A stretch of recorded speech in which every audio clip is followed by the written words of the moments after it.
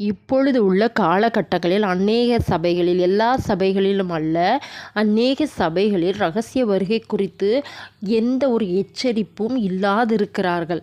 குத்தப்பட வேண்டியதான ஒரு பிரசங்கம் செய்யப்பட வேண்டிய காலகட்டம் இது. மைல்டான பிரசங்கம் இல்லை, குத்தப்படணும்.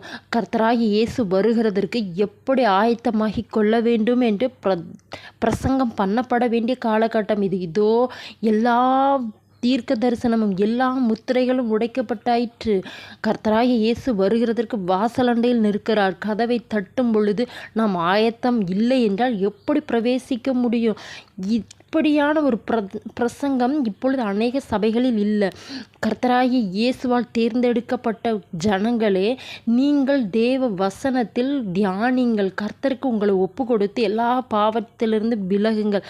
எப்படியாகிலும் பிரவேசிக்கலாங்கிற ஒரு தாட்டே இருக்கக்கூடாது.